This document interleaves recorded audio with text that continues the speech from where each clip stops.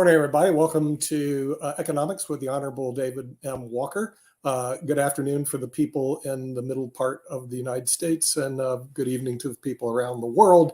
And today we're going to have a very interesting topic to discuss why there's this conflict going on in the Middle East. There's a big movement happening, which I have a poll on LinkedIn, the Pod TV LinkedIn poll right now, which has very interesting results. It deals with a subject matter that we're going to talk about today's show called Brics, which is an alliance between Brazil, you'll love these people, Russia, our favorite friend, India, are they our friend? China, what are they doing here? And South Africa. Okay, but that's not just the problem.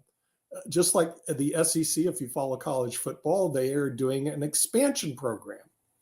So Brics, which is an alliance, looks to be an alliance against the West, is adding more recruits. And here they are. How about adding Argentina to the team? Egypt, Ethiopia, Iran. Now, these are all our friends, right? Saudi Arabia and the United Arab Emirates. So it looks like this is expanding. According to the latest poll I have on the Pod TV, 51% say it's a problem, 39% or 30% or so say it isn't, and then 25% say, what is Brics? So we're here to let people know what Brics is. And with that, we're going to bring in the Honorable David M. Walker, the former Comptroller General of the United States. I'm sure you have some opinions since you introduced me to this grand old alliance called Brics. Should we be concerned about it, or should Americans put their heads in the sand on this one? Yes, I think we need to be concerned about it, but let's first talk about what it is and what it's evolving to be. Brics was formed 10 to 15 years ago, started out with Brazil, Russia, India, China, then South Africa joined, giving you the acronym Brics. But as you mentioned properly, Nick, that there's a number of countries that are set to join on January 1, 2024. Those are Iran, Saudi Arabia, UAE, Egypt, Ethiopia, and Argentina. Now, let's put this in perspective. Today, Brics represents 27% of the land mass on Earth, 42% of the Earth's population, and 33% of the GDP on a purchasing power parity, and 22% of oil production.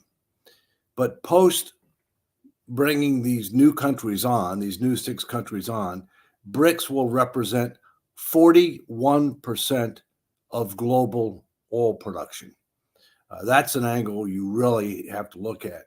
As we've talked about many times before, there are 4 things that really takes to be a superpower: economic, diplomatic, military, and cultural. Clearly, Brics is about economic. There's no question about it. And they could end up trying to leverage their impact on the oil market. They're also trying to move away from the dollar, and they're talking about creating a separate currency that would be gold-backed. And obviously, there's a lot they could do to make sure that you end up having to buy oil in that new currency. I don't think the United States is going to lose reserve currency status, but we are going to lose market share because of a number of things going on, including our own fiscal and monetary irresponsibility. From a diplomatic standpoint, most of these countries are allied. I might reinforce that India is the head of the non-aligned movement in the United Nations, which is 70 to 80 countries. From a military standpoint, it's not as much of an issue. It's really more economic and diplomatic. At the same point in time, as we've talked about before, Russia, China, Iran, and North Korea, among others, are aligned against the United States militarily. And we're seeing some of that manifested, not just in Ukraine, but in the Middle East right now. And this is really not about a cultural issue other than they don't like the dominance by the Western nations. And they're looking for an alternative to the dominance by the Western nations. So, yeah, this is a serious issue, in particular with regard to the amount of the energy market that they will control effective January 1. And I'm looking forward to hearing from others and having a healthy debate about this. And we're going to bring in the others, our panelists from around the United States and around the world. We'll bring in from the Mega Society member, Mr. Rick Rosner from Los Angeles has joined us. Up in the San Francisco area, we have Jim Eade, who's the head of the Eade Foundation. We're going to bring in Kim Calhoun, who's with the Pod TV network here in the Raleigh-Durham area. And Sasha Starr is joining us from Canada. So I guess we'll start with you, Kim, since you're right next to me. What are your thoughts on this Brics? I mean, it looks to me to be a hefty alliance, and if it stood just here, it is a contender for world dominance. And some of these people aren't our friends. It looks like Russia's not, but they're worse than the SEC. Look at their expansion. They plan on adding more countries to this BRIC alliance. So what are your thoughts on that? Realizing that on LinkedIn, which is usually a group of educated people, the Pod TV LinkedIn poll, 25% say the answer to this is, what is BRICS? So what are your thoughts on BRICS? Well, I think that they are a very powerful alliance that have been gaining some traction. We've kind of diverted our attention to other things, which I think is a bad thing. I think we need to be paying attention, a very close attention to alliances like this and find out what are their real intentions. And I think David is right. Take a look at who they are and what they represent. Economically, they are probably the world's biggest holder of all of our oil and gas and energy resources. When I attend CIRA, that's, if you look at the map, that's what they contain. And what would happen if, they decide to go to war with us like everyone else is doing right now? That seems to be the next knee-jerk reaction of many people. The other thing that people haven't looked at is like China right now. There's a company called Syngenta, and I think that they're taking over our agriculture. I mean, they already own our pig farms here in the United States, our major pig farm. Syngenta is a huge farming company, actually owned by China. They own over 1,700 acres of land and still buying. And there have been questions by government officials, what do we do with them? I mean, they are researching our seeds. What are they doing with that research? Could it harm us or help us? So I think BRICS, we just need to delve in a little bit deeper and find out what their true intentions are. Okay, we're going to dig over to our Mega Society member who joined us early from Los Angeles, Rick Rosner. Since you score like 1 out of a million on IQ tests, you're able to solve problems. It'll be this, Batman. Is this a problem? And do we? Yeah, I mean, we compound our problem because we need to get the country pulling in the same direction, not have a third of the population believe in crazy stuff. We've never talked about the singularity, which is a thing that tech bros believe in, that the rate of technological change by the 2040s will essentially become infinite because of AI and related technologies. And that allows crappy countries to, like, it doesn't matter. Like, I've got this huge IQ. Doesn't frickin' matter because anybody with an iPhone can be as smart as I am just by using the apps properly.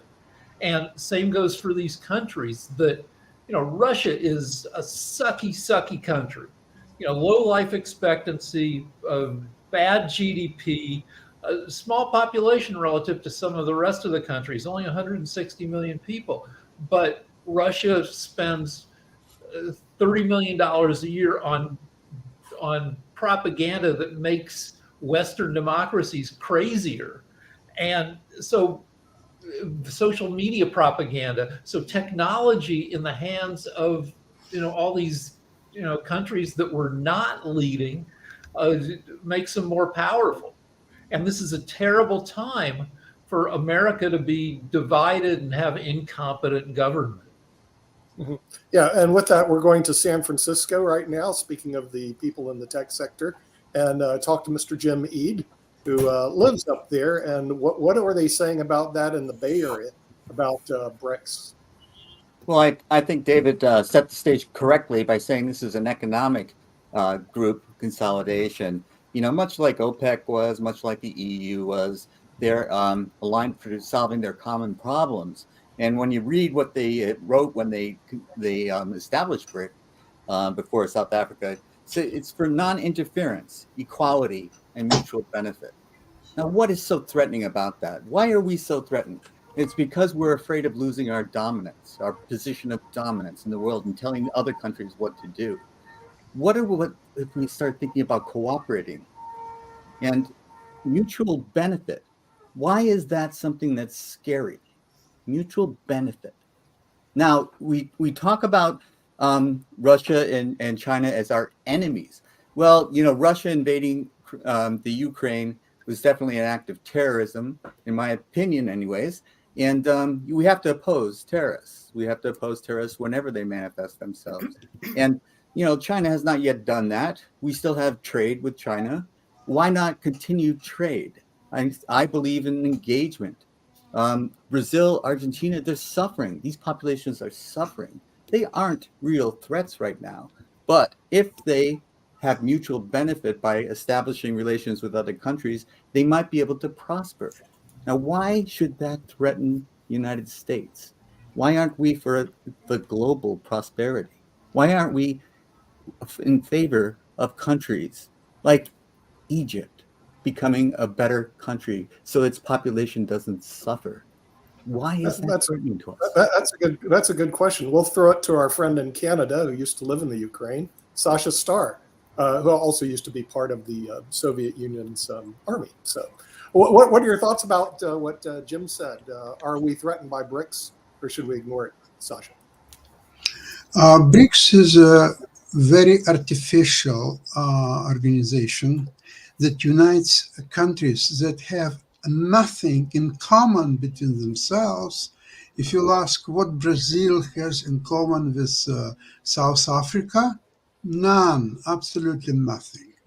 It's a bloc which was created by Russia, which goal is only single-handedly to hurt US anywhere, everywhere where it can't. This is the reason why it created the BRICS and now bringing all more countries which are helpless bystanders, like Argentina. Beside winning soccer world championship, what Argentina can do to dance their tanga or lambada until the morning? What else Argentina can do? Be realistic. What they are doing, they are useful idiots in the hands of Russia. China is playing very skillfully both sides. China, the more than anything else, they would love to have understanding with the United States. And I think it will happen rather soon, rather sooner than later. And then it would completely isolate Russia, and BRICS will be nothing but bunch of stationery and maybe a couple of telephone calls around the world. That's about it. Okay, we'll go to our international hedge fund manager out of Australia and get a view from down under. So Shaquille, should we be concerned about BRICS? I notice you guys in Australia and you guys in Canada are not part of this wonderful mutually exclusive organization. What are your thoughts? What are you guys saying down under?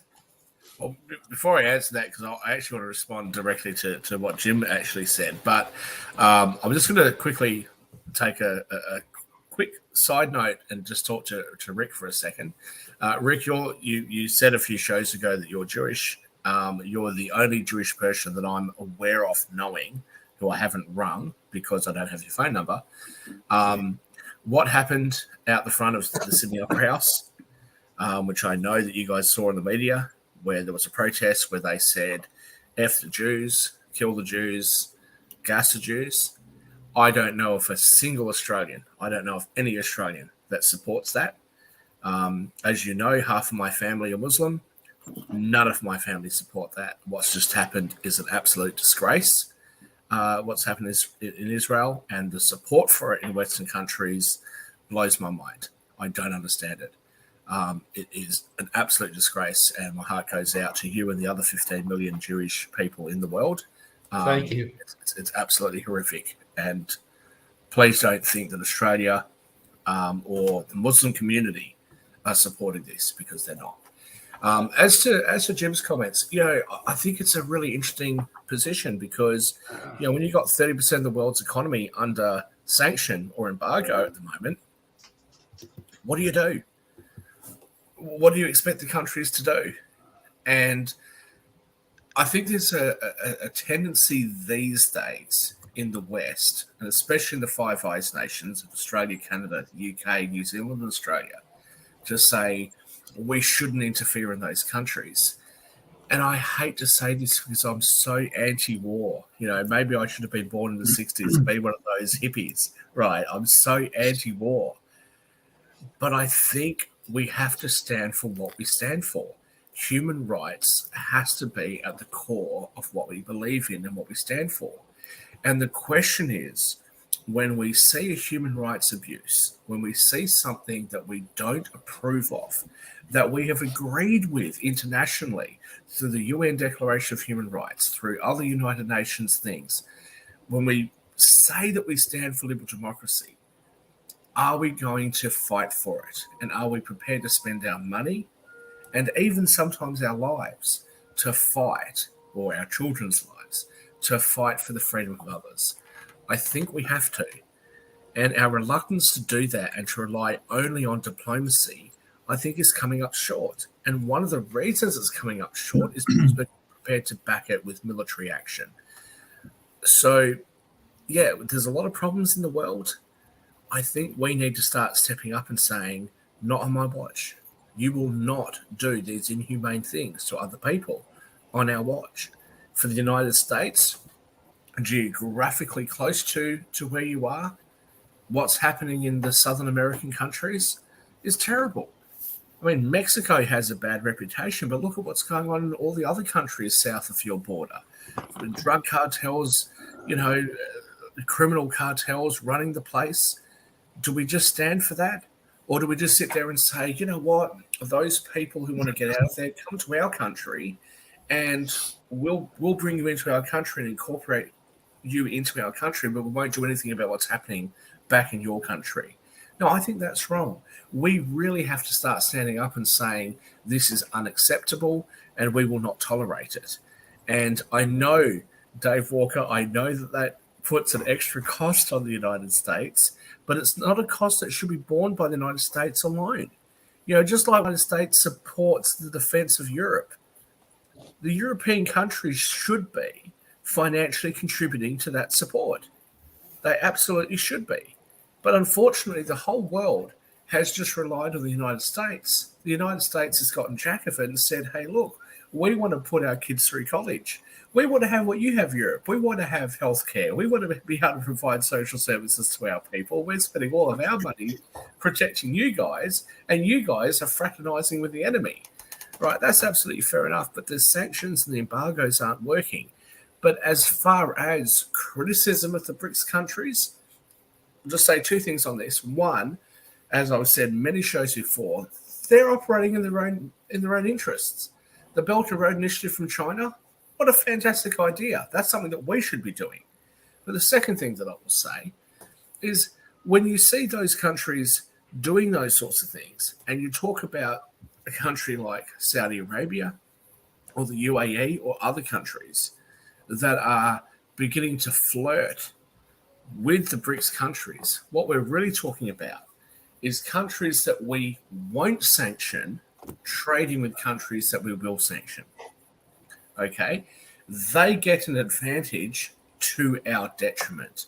And just last point, Jim, you talked about free trade. As you know, as the evil capitalist that I am, I absolutely, the libertarian, Milton Friedmanite capitalist that I am, I absolutely support free trade. However, I have long said that one of my criticisms of Milton Friedman's theory is if we live in the West and we have union rules that support a particular level of wages and conditions for our workers, and then we allow foreign companies not to abide by those conditions and to undercut us, not just because labor is cheaper, but because they're breaking those rules, we are putting ourselves at disadvantage. And the question is, do we put protectionist tariffs in, or do we do something about those countries? that is an issue that we need to deal with. But the bottom line is that we cannot allow other countries to not abide by the same playing rules that the rest of us have and then get an advantage over us because of it. Yes, David. Well, first, let me say, Shaquille, I like your shirt very much. Okay, and you had It's a new one. You It's a had, new you had a lot of provocative comments there. Several comments. One, having been chairman of the Audit Committee of the United Nations and being able to see the UN at work for 5 years firsthand, it is run by a bunch of diplomats. And the current arrangement for the Security Council is such that you can't expect the UN to do very much on things that really matter. In particular, in the case of Israel, there's strong anti-Israeli sentiments against the state of Israel in the UN. And the U.S. obviously is very much allied with Israel. But many of the other countries that are part of the UN are not. Plus, with every Security Council member being able to veto any particular action that's proposed, which includes Russia and China, then to the extent that things are happening in places like Ukraine or Israel or whatever else, the UN is further neutered. Thirdly, the UN has no army. It does have peacekeeping forces, but the way the peacekeeping forces work is countries will end up lending, for pay, I might add, they get paid, some of their military forces to the UN. They'll wear UN helmets or whatever, but, those are peacekeeping forces. In addition, I totally agree with you that the U.S., as the so-called leader of the West, quote unquote, okay, has an obligation to be able to intervene in appropriate circumstances in order to protect, in order to protect our national security, our allies' national security, and to fight autocracy and other things that are going on that hurt everybody. But the problem is that we tend to do way more than our fair share. In addition, let's take Ukraine as an example. I'm all for helping Ukraine. But we've done way more than our fair share, and now Biden's asking for $60 billion more dollars for Ukraine, without having an end game as to where this thing's going to end. And so my view on that is, hey, let's help Ukraine, but let's use a little bit of incentives and say that what we'll do is it will match what the Europeans give. So you get on the Europeans to get off their keister and start doing a lot more, including countries like France, who talks a lot but doesn't do much. Okay, Italy, Germany's finally started stepping up. Oh, by the way, France is interested in being in participating in Brics. France is interested in participating in Brics. All right. Why not? Well, they're French. So what are you expecting? I understand. They want to have a big role, but it's a wanna. So the other thing is that there are a lot of things that are going on in the world right now where the U.S. doesn't have a treaty obligation. There's no treaty with Ukraine. Some senator on TV this morning, who I will not name to protect the guilty, said that we had a treaty with Ukraine. No, we don't. There's something called the Budapest Agreement, which is not a treaty, which Russia, the UK, and the US signed back in the early 90s so that Ukraine would give up its nuclear weapons. And guess what? Needless to say, Russia didn't honor the bargain, but it invaded Ukraine. And what happened when Russia took over Crimea in 2014? The U.S. did nothing. All right. So we don't have a treaty with Israel, although it's obviously our greatest ally in that region of the world. And we obviously want to do everything we can to protect Israel. We don't have a treaty with Taiwan. There's some people that say that we have a treaty with Taiwan. So I totally agree that BRICS is primarily about two things. It's about economics, and it's about trying to counter Western dominance. It's about those two things. But some of the members of BRICS want to do more than that. They want to counter the U.S. Economically, diplomatically, militarily, and culturally. And those are the ones that we need to be more concerned about. But I come back to where I started. When you control 41% of the world's oil production, that's where you got to look and say, what's the intent here? David, sorry, Rick, can I just very quickly, sorry, I know you had your head up, can I just very quickly say something? David, I absolutely agree with you on everything that you said about America blunting the financial cost. As a British citizen, a former European before we left, I totally agree with you. I think that's totally unfair. And I've always said that, and that's why I have such a love for the United States. And I don't understand, even upon Australians, why people have such a negative view towards America. Oh, America went over here and America went over there. But just as a quick side note, I just want to let you know that Kimberly Calhoun joined us last weekend on Saturday, where we had a referendum in Australia. We also had the New Zealand election. And I just like you to know that if you do Google your own name and see what your results are, and you happen to have a big increase in people Googling you from Australia and New Zealand, it's because of us, because we mentioned you very many times on the show.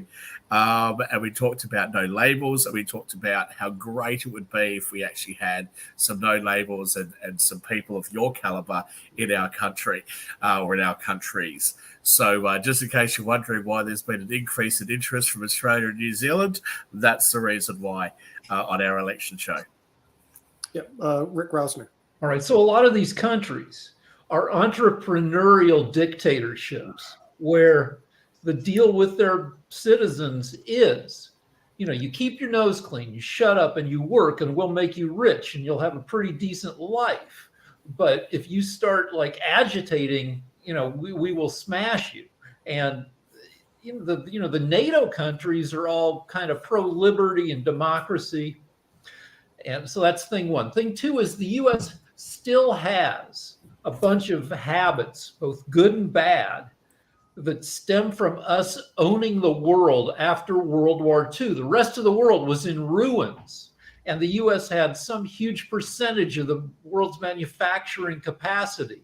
And we've been spoiled by our position of dominance and haven't come to terms, really how to buckle down and compete. And China just has to be patient. It reminds me of China reminds me of a supermodel who goes on a talk show and says, in middle school, I was geeky. They called me Skeletor.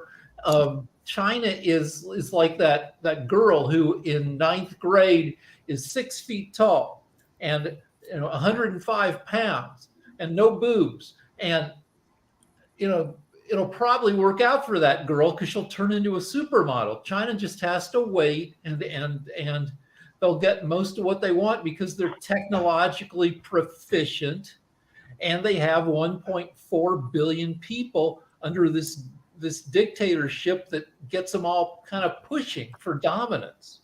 Rick, Well, when and you they have a say plan, that the United States has exerted this dominance, has the United States just exerted it, or has it earned it? If we totally discount the military action of the United States in Europe, and we just talk about it from financial aspects, has the United States borrowed money and then invested that money in other countries around the world to support them?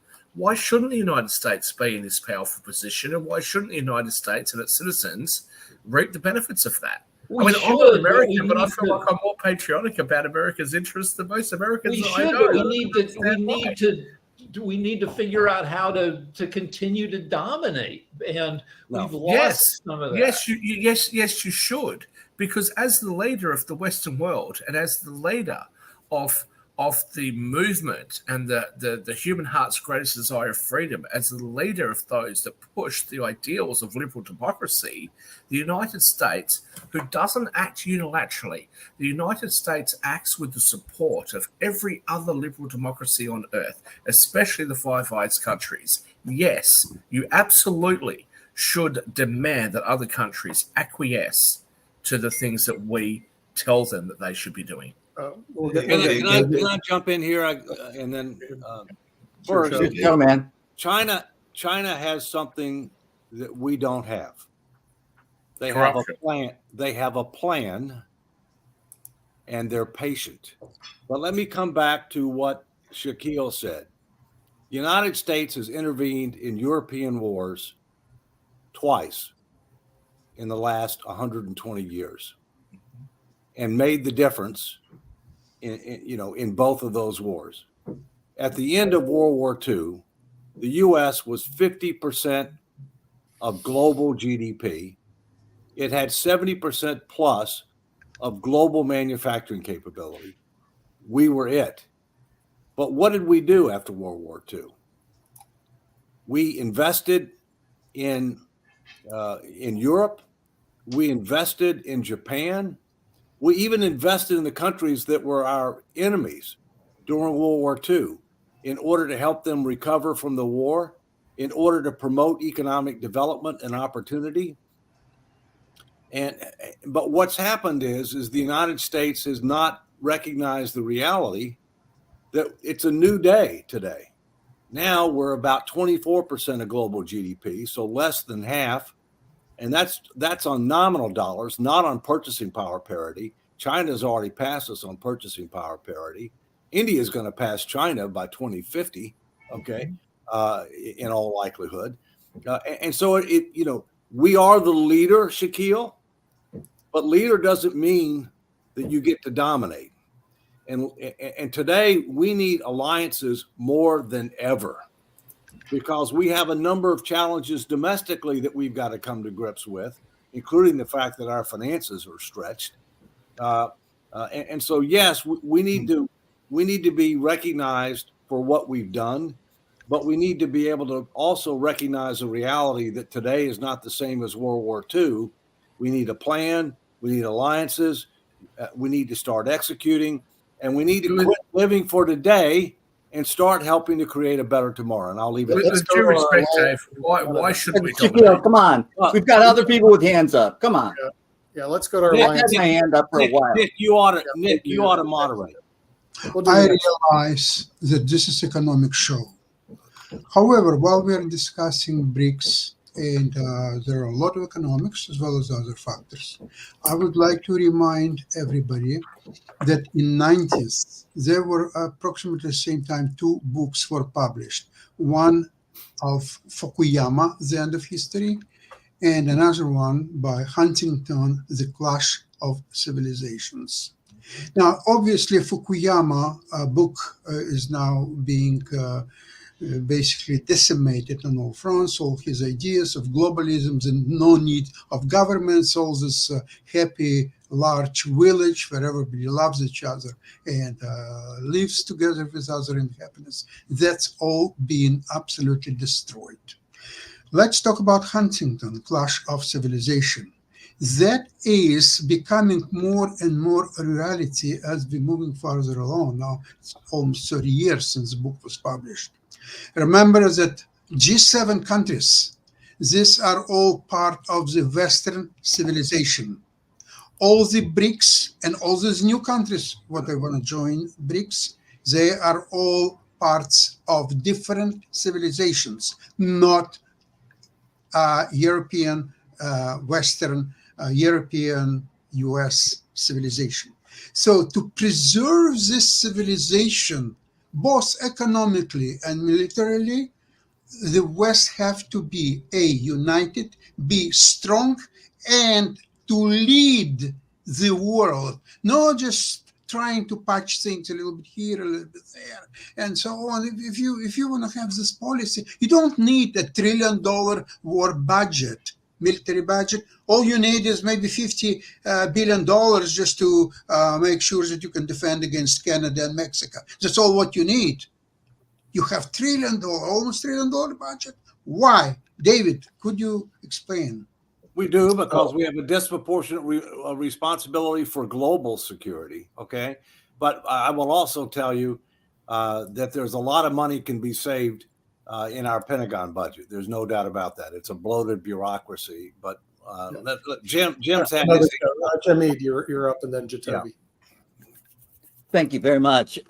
Yeah, this is an economic discussion, and the military things. And, I'll go back through the founding principles: non-interference, equality, mutual benefit. Now, why don't we have a global society? Why is it just Brics that's founded to do this? And I think the United States, France, everybody should be thinking about, why don't we join? Because non-interference, equality, and mutual benefit is in the world's best interest.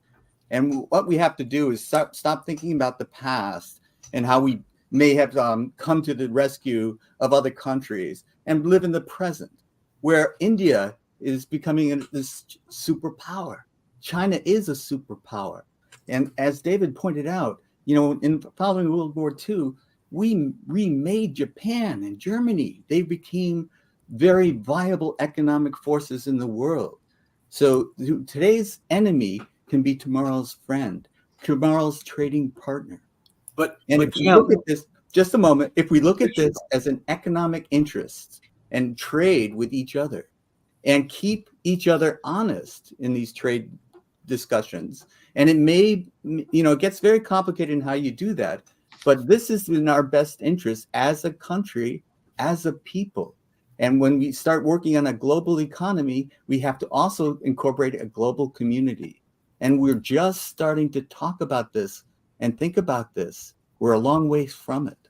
But Jim, I would respectfully suggest several things. Number one, just because they use certain words doesn't mean they're committed to those words. It's like it's like politicians. Okay, they'll say one thing, but you know how you can tell when a politician's not telling the truth? He's moving his lips. Okay. Secondly, and Megan Trainor did a good song about that. The second thing is you're talking about why the UN was created. The United Nations is a lot bigger than Brics. Okay.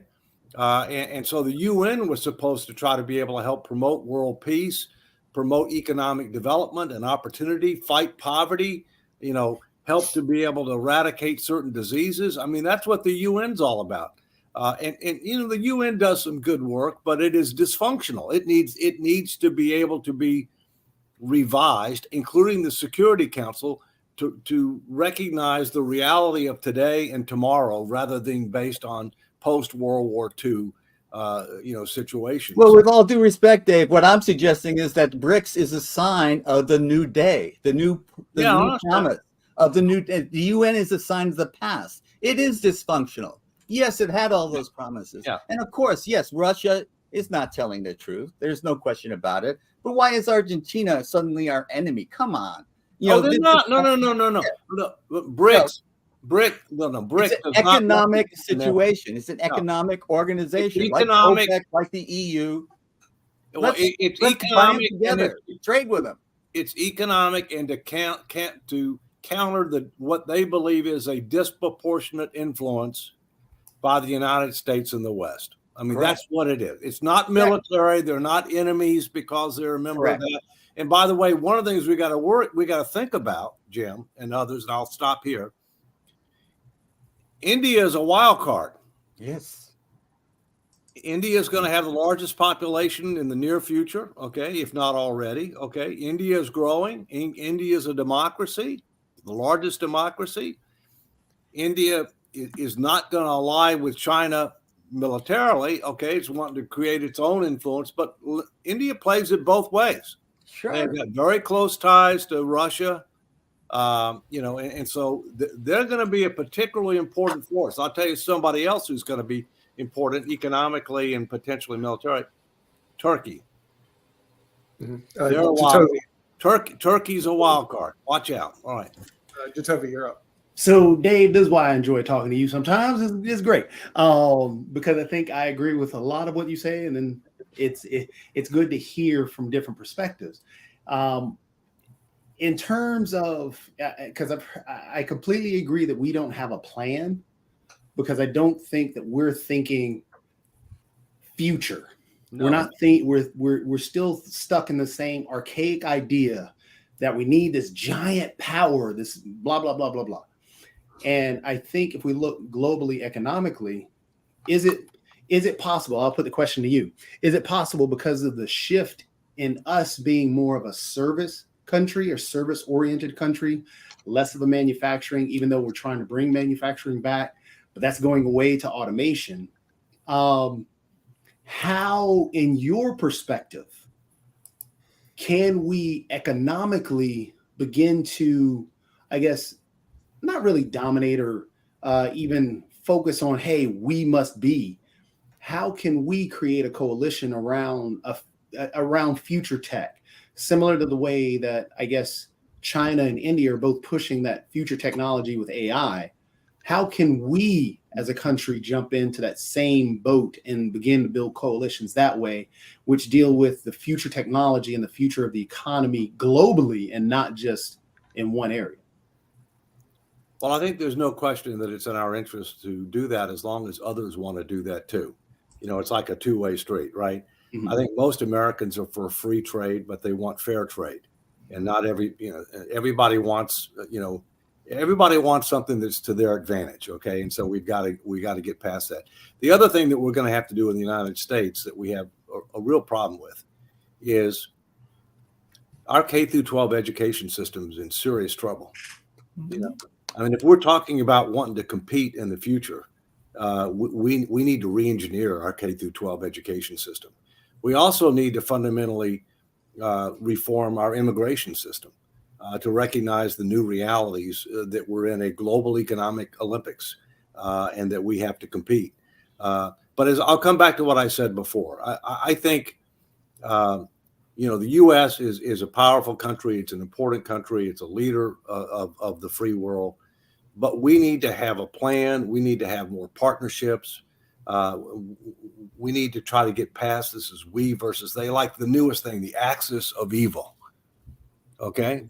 That's the new axis of evil, I don't think it's inevitable that we're going to have another World War III. I sure as hell don't want one.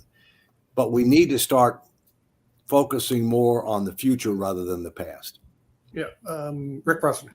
So the U.S. needs competent politicians. Our current political environment lets too many scuzzballs, idiots get elected. Now, don't pat it. Don't pat it. Tell me exactly what you think. Yeah. Also, Don't hold back. like we need to counter 1/3 of the population being like swimming in nonsense, right-wing punditry, like the Alex Jones and Tucker Carlson and Hannity. Those people all make $30 million and more a year, like spewing bullshit at the gullible.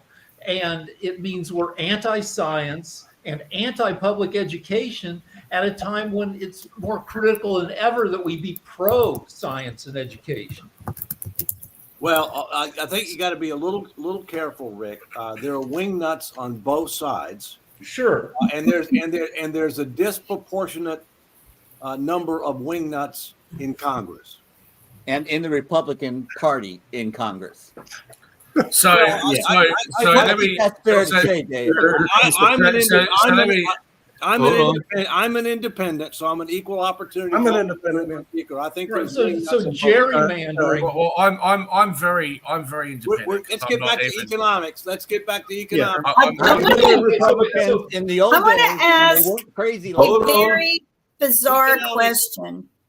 I want to ask a very bizarre question. I'm just very curious as to why we're not invited to Brics. Is it because our acronym will throw their name off? I mean, why are we not getting involved with uniting with them to see what's really going on? Why have we been separated? Why aren't we either invited or butting our nose in and saying, hey, let us join? Why? Because U.S. has to pay an entry fee of $5 trillion, and then it would be allowed to join. Yes. Sasha, don't tell them that. They'll end up passing They'll ask for legislation it. and they'll borrow another $5 trillion to do it. No, I just want to come back just a little bit, but very quickly to Jimmy and to Rick. Look, you guys are Californian. We know that you secretly have a crush on that Southern Belle, Marjorie Taylor. Oh, you caught me. You caught me out. I don't know what you have against her. No, I do want to very just quickly say to Dave, you make the comment, well, why should America be doing this? Well, who else should? And you don't do it Nobody alone. else. You do it with everybody else. But to Jim, you make the comment about should we be neutral? And when you say we, you're referring to the When United did I say States. that? But should we? Well, When earlier did I you say said it should we neutral? interfere? I never said neutral. Well, you were talking about should we interfere? I'm misquoting you because it Nope. was a while ago now. You were talking about U.S. interference in other countries and should we be interfering in other countries? You made some reference of that. I have no idea what you're talking about. Please don't assign motives and words Okay. to me that I. Well, did as not I said, say. it was a while ago, so I may be misquoting you, and I Yeah, apologize. I never advocated for neutrality. Okay. Well, again, for the fourth time, I apologize if I'm misquoting you.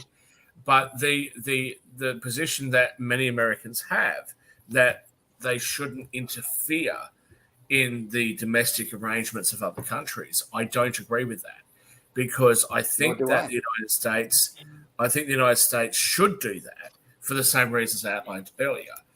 Domestically, we interfere when we see women, for example, being abused, or when we see children being abused. When we see that happening in third world countries and developing countries, we should get involved. And we get criticized for it. And we get told, oh, we're colonizing, or we get told that we're, interfering in domestic affairs, or we're pushing our morality on other countries. Yeah, because that's what we all internationally agreed on. And that's exactly what we should be doing, in my opinion. And I know that sounds harsh, and I know that is something, again, Jim, I'm sorry if I'm attributing those comments to you, but I think that's what we should be doing, actually, in the West. And it's not particularly a popular opinion right now, but I think that we should stand for what we believe in. I know the reasons. There's nothing wrong with leading by example. No one's ever said anything about that. Lead by example. I think it's more than just leading by example, actually. I think that we need to interfere with the affairs of other countries when they're doing things that we don't approve of. And let me just invade say, Iraq because of their. Come on, Shaquille, you're not making sense now. We don't invade other countries to make them treat women better. Absolutely, we should. Yep, I believe that we should. And I'm not with you on that. So my family, and I'm not an isolationist, although there's a strong that's isolationist tendency in the United States. So my family, my parents, my next generation up from me, moved to Australia because and to the UK because they wanted to have a better life, because they wanted to have freedoms and liberties that they didn't have in their home countries. Exactly. Okay? So I'm pro many immigrants do that. Now, we sit there and we take those immigrants in, but we don't help them in their own countries. Now, in domestic affairs, if your next door neighbor, if you think that he's bashing his wife, you call the police and you interfere in his home. If you think the person across the road is abusing their children, you call the police and you interfere with what's happening in their home. But for some reason, when it's happening in a different country, it's happening in a different country and they're abusing their women or they're abusing their children, we sit there and say, oh, baby, we shouldn't get involved. Absolutely, we should get involved. Because if we really believe what we say that we believe, hold on a second, and Jim as well. I had a quick question for Shaquille, but there are countries that have some very strong views against the LGBTQI community, and I know that there are some in Africa and a number of other parts of the world. Am I hearing you correctly in thinking that we should interfere in those countries because they have different belief systems in those kind of areas, and they've definitely had some very strong Supreme Court decisions and some very in their version of Supreme Court, as well as some other strong decisions. So, are you saying that we should interfere in those countries, even though we might have different moral views than they do? And everything along those lines, because I know there are a number of countries, we can go even to some of the genital mutilations and definitely around some very strong LGBTQI thoughts and everything. So should we be interfering in those countries? Yes, we should interfere. Yes, we should interfere when it comes to genital mutilation of babies. Yes, we should interfere when it comes to LGBTQ community members having atrocities pushed against them. Absolutely. What we shouldn't interfere on is what the right amount of the GDP should be spent on healthcare or education, or what the right amount of taxes should be. We should interfere on those issues. But when we're talking about human rights issues, absolutely we should interfere.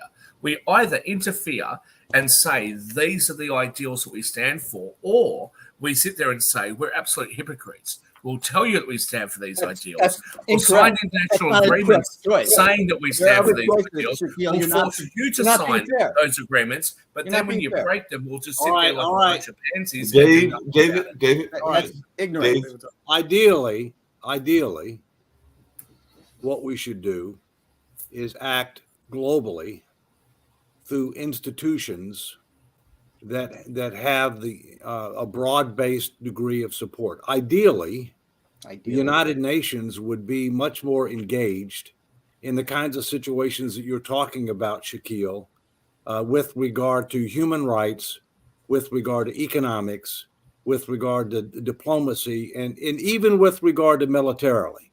I mean, having a force that could be committed. I don't think it's appropriate for the United States to unilaterally exert itself, nor can we afford to. But I think we could reform and enhance the UN to make it more relevant, because I don't think it's very relevant right now. And that includes fundamentally changing the composition of the Security Council to recognize the reality of today and tomorrow, and to not give any country a veto right.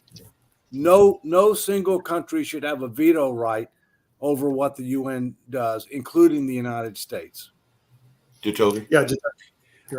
I was gonna. I mean, honestly, this is again where we agree again, Dave. Yeah. I mean, you cannot have one country try and unilaterally tell everybody else how they should act. So using the UN and bolstering it.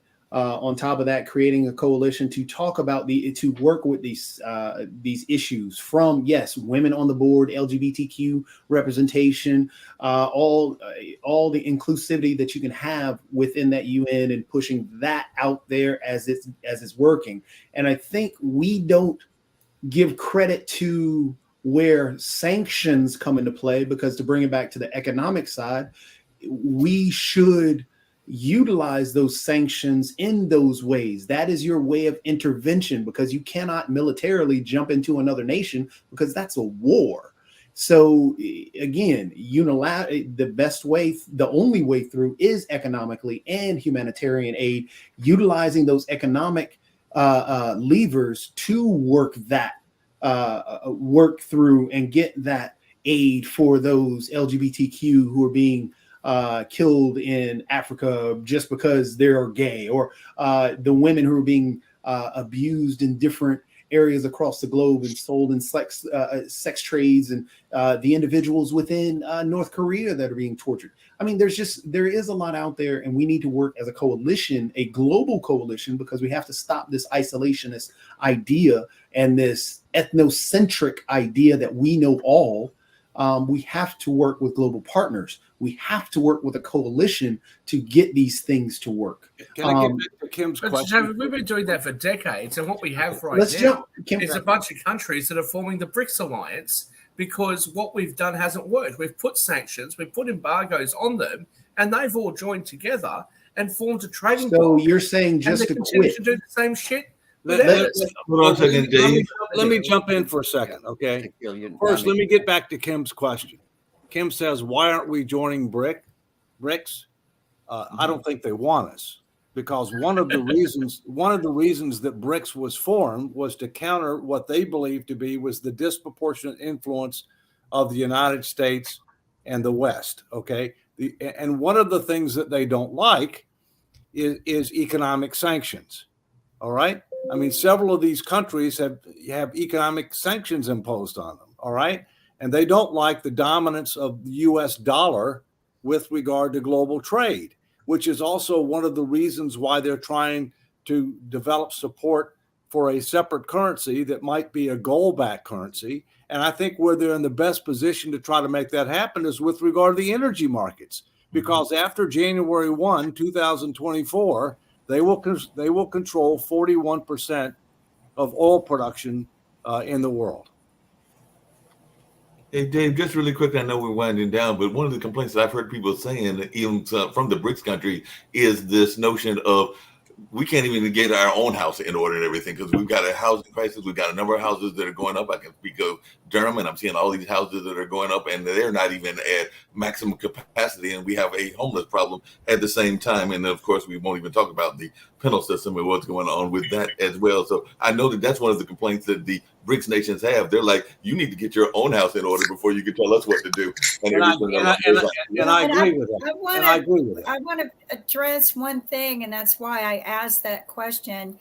That's the questions we have to be asking ourselves. Why are we not part of that organization so that we can understand what their real intentions are, so that we can get our house in order to protect ourselves or to improve what we need to improve, because they are planning. They have their house in order. And right now, if they really wanted to, they could take over. So I asked that question on purpose, not just to be goofy, but to start setting into place what we need to be paying attention to. But they're specifically against us, right? That's why we're not part of them. That's Specifically against us. I don't believe sanctioned them and embargoed them. Sorry, Rick. So in our current social media and niche media environment, the loudest voices are the craziest voices. I'm on Twitter or whatever you call it all day, and I'll tweet that Donald Trump molested my dog, which is and we're bombarded with a fire hose of this garbage all day. And in Congress, because of gerrymandering, the craziest candidate gets elected, because in a safe district that's safely Republican, safely Democratic, the primary determines who wins. That's correct. And it's the craziest, most extreme people who show up to vote in a primary. So you've got a bunch of people in Congress on both sides. Robert Menendez should be out. Matt Gaetz should be out. That George guy who took his donors' credit cards numbers and just ripped them off for 10, all should be out, but they're all protected, insulated by their media. Well, one of the biggest jokes is the Senate and House Ethics Committee. There was too many words. I wish there. I wasn't laughing. I wish I wasn't laughing. Dave, there was too many words there. You should It's have called just said oxymoron. one of the biggest jokes is the Senate and House. Oh, okay. Just left it at that. All right. We definitely have a problem in our country, and that's one of the reasons why I support No Labels, because Travis, the person who's been watching us from Australia, even said it. We have to stop creating the divide at the top, where they have created the labels and they divide us and them. And we need to begin it by just getting people in office that have no labels. They have no party favors that they're giving to everyone, that they are joining together to make a better place for the United States, not for themselves or for their party. And I think that was a true show for us when they got rid of our House Speaker because he wasn't for his party. I have issues with that. Let me just say, as one of the national co-founders of No Labels, I support what you're saying. Today, the latest statistics I've seen, 48% are unaffiliated voters, including me. 27% are Democrat, 25% are Republican. Choice and competition is one of the foundations of our democracy. Check out nolabels.org, wherever you are, anywhere in the world. Dave, can we bring you to Australia and make it nolabels.org.au? Can we bring you over here, please? Nolabels.org, and we're out of time. We'll see you next week on Economics. I had a good one. I did too. All right, Tammy, next week.